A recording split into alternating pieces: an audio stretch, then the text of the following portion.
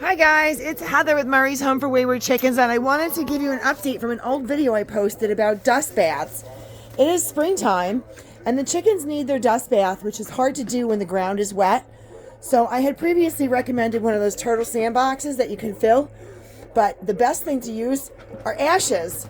And so I took all the cold coals and ashes from the fireplace and gave them to the chickens in their turtle sandbox this morning, and within 5 minutes they're all in there having a bath.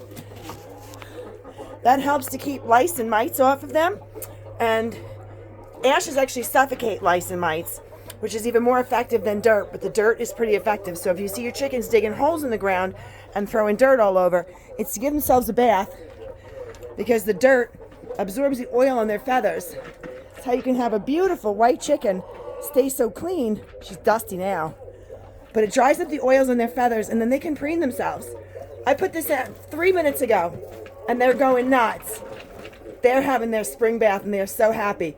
The ground can be used, but right now we've had a lot of rain, and the ground gets wet, and we have clay, so it takes longer to dry.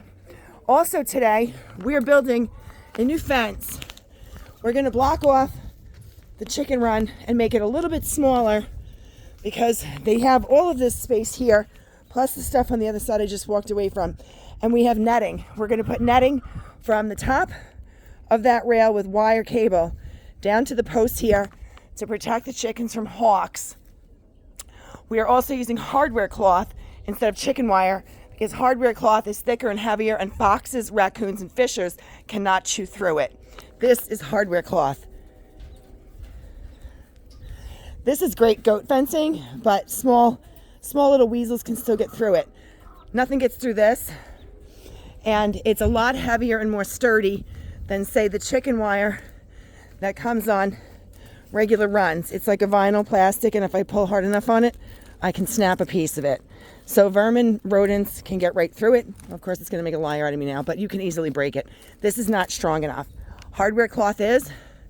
So we're putting some layers of wood at the bottom. I'm going to cut the fence panel over there at the middle 2x4 so that we can attach it here. So the bottom half is going to be wood, and then it's going to be hardware cloth across the top. And then from these posts here, we have cable that we're going to weave through the bird netting. So this is the bird netting I bought last year.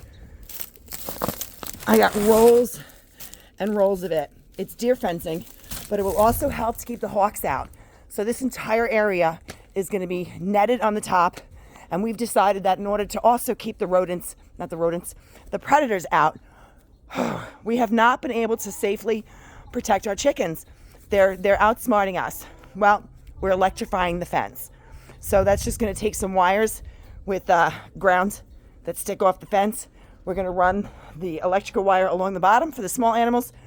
We're going to run it around the top for the larger animals, and then we're going to weave it back and forth through the middle. That way, and we'll set it on a timer from dusk to dawn, so the chickens are not affected.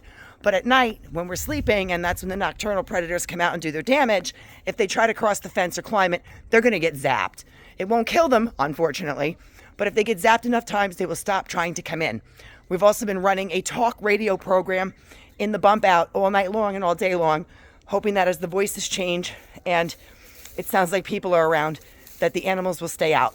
If you guys have questions or comments, please feel free to leave them. And if you want to hit like or subscribe, we would love that. Thanks so much. Have a great day.